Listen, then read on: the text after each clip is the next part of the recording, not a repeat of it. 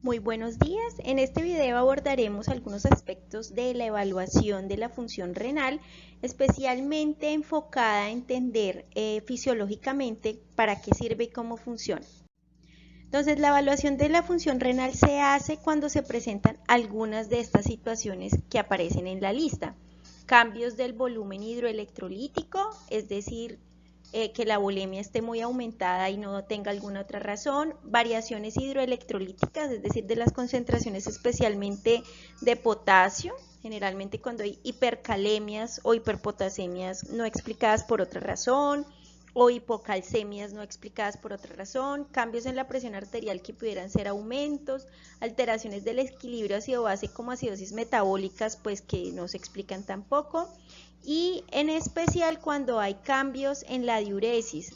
Es decir, recuerden que la diuresis adecuada de una persona normal en la calle es de 0.8 a 1 cc kilo hora, hospitalizado de 0.5 a 1 cc kilo hora. Pero pueden haber situaciones como oliguria, que sería que el paciente tiene menos de 0.5 cc por hora, kilo hora, pero más de 0.3, y anuria, que es cuando el paciente tiene menos de 0.3 cc kilo hora. Entonces, importante aprender a utilizar los términos, ¿no? Cuando se presenta aumentos de nitrogenados, es decir, urea, BUN, creatinina, y cuando hay aclaramiento disminuido, aclaramiento de sustancias diversas. Ahorita hablamos de lo que es aclaramiento. Cuando se presenta anemia no explicada por otras pérdidas y osteopenia, ¿no? Ya sabemos que todas estas están relacionadas con las funciones que tiene el riñón. Bueno, la evaluación de la función renal comprende entonces dos cosas: la evaluación de la filtración glomerular y la evaluación de la función tubular.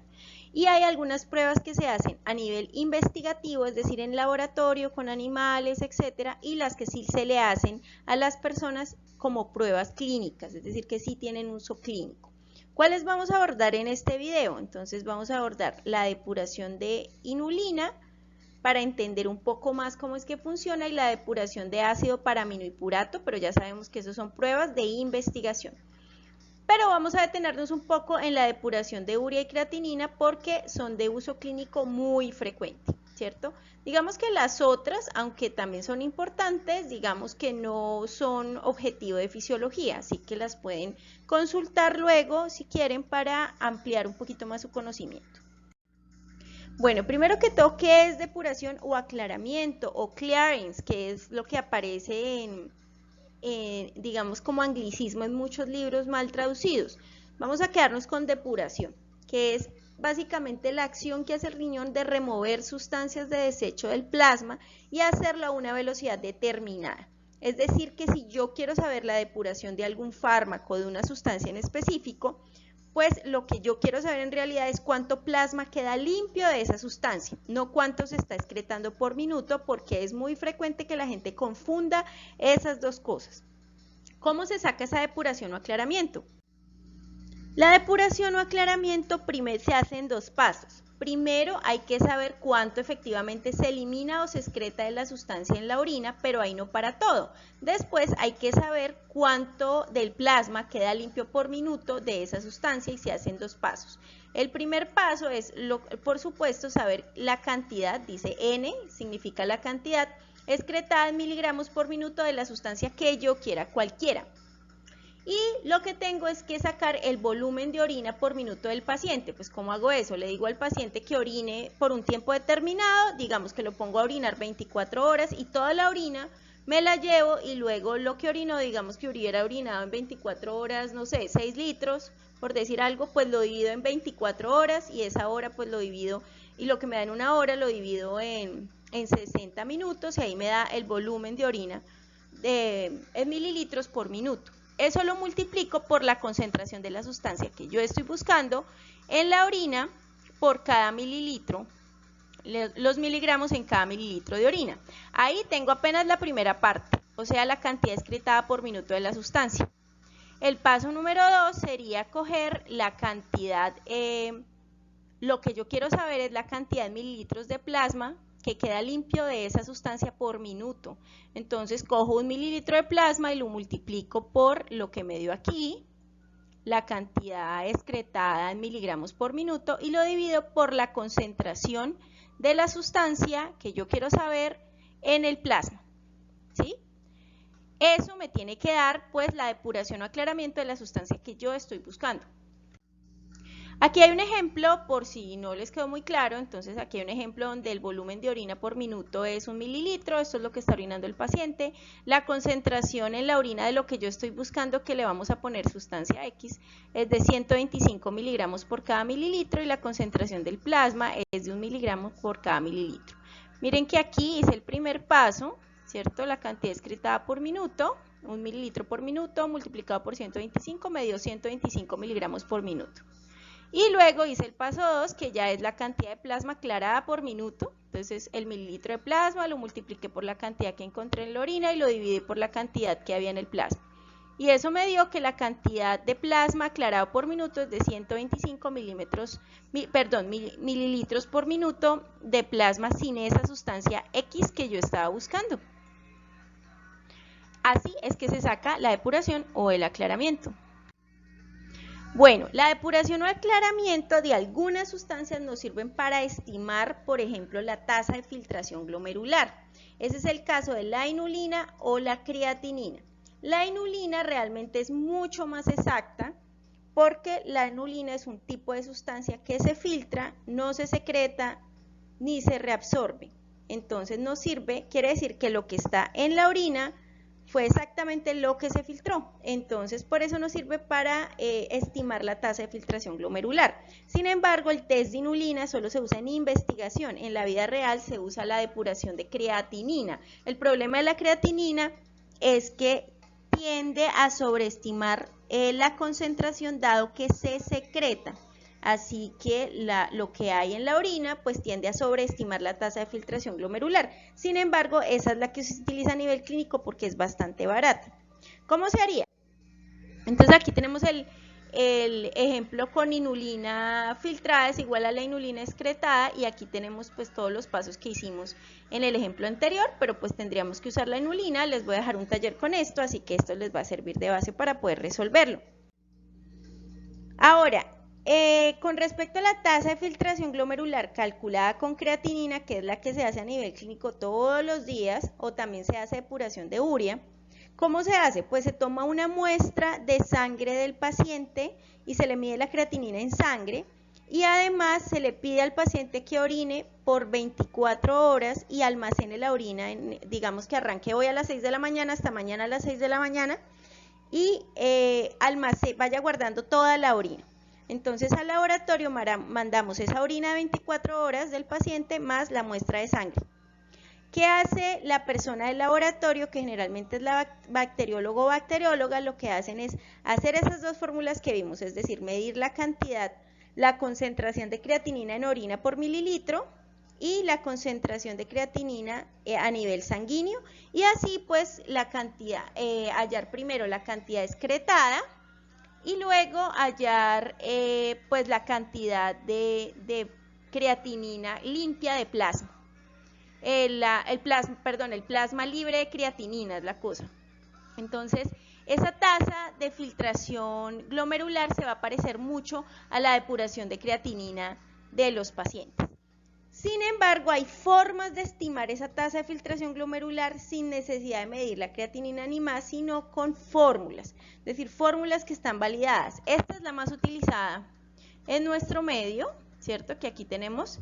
Entonces, la creatinina es igual a 140 menos la edad por el peso dividido en la creatinina sérica por 72 y si es mujer pues se añade esto.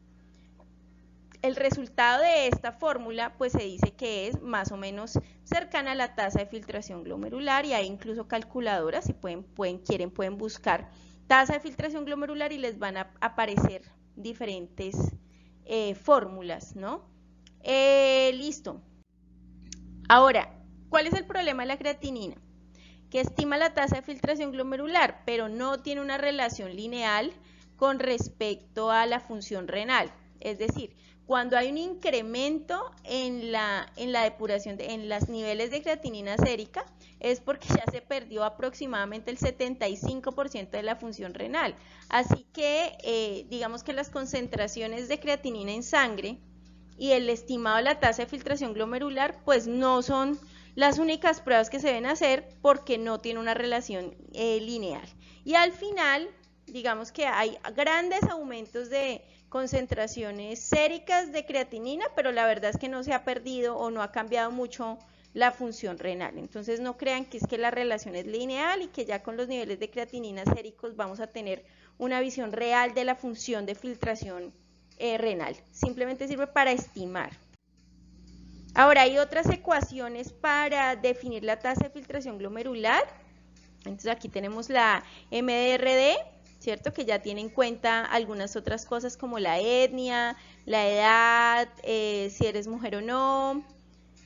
Y aquí tenemos, digamos que otras que también son populares, digamos que en Colombia se usan sobre todo la primera que les dije, aunque pues no sobra mirar las otras. Eso depende mucho de lo que se esté mirando y seguramente lo van a abordar más adelante. Bueno, otro de los aspectos que dijimos que era importante evaluar en la función renal, pues es el flujo plasmático renal o la cantidad de sangre que llega al riñón. Cuando nosotros hablamos de gasto cardíaco, hablamos del principio de Fick, cuando Adolf Fick señalaba, y eso lo dijo en 1870 y aún sigue siendo cierto, que la cantidad total de oxígeno absorbido por el cuerpo por minuto, o sea, el VO2 debe ser igual al gasto cardíaco en mililitros por minuto, por la diferencia del contenido de oxígeno en mililitros de oxígeno por cada 100 mililitros de sangre, o sea, pues la diferencia arteriovenosa. Esa diferencia, digamos, o este principio lo podemos aplicar al flujo plasmático renal. Según este principio de Fick, una cantidad o una sustancia, la que sea, que se entrega a un órgano es igual a la cantidad de la sustancia que sale del órgano. Entonces, aplicando esto al riñón, el principio de Fick, se puede decir que la cantidad de una sustancia que entra al riñón por la arteria renal, es decir, por aquí, es igual a la cantidad que sale del riñón por la vena más la que finalmente sale a la orina, o sea, estas dos serían iguales a esta. Ahora, esto es exactamente igual que el principio de Fick. Para hacer la cuenta del flujo plasmático renal en investigación se hace con la medición del ácido paraminohippurato, que es la sigla que tenemos aquí. Entonces, ¿cómo se hace? Pues como lo que yo quiero saber es el aclaramiento del ácido paraminohippurato. El aclaramiento del ácido paraminohippurato será igual al flujo plasmático renal. ¿Por qué es esto? Resulta que el ácido paraminohippurato, digamos que es filtrado y secretado y el plasma queda 99% libre de esta sustancia. Quiere decir que si medimos el aclaramiento del ácido paraminohippurato es como si estuviéramos midiendo el flujo plasmático renal efectivo. Aquí tenemos algunos ejemplos, pero quisiera que ustedes lo hicieran en el taller personalmente, así que no voy a entrar tanto en detalle. Simplemente era para darles los conceptos, para que ustedes pudieran, digamos, que ahondar un poquito más en este concepto. Entonces, aquí tenemos un ejemplo, que si quieren pueden verlo detenidamente, donde medimos el flujo plasmático renal efectivo sacando la depuración.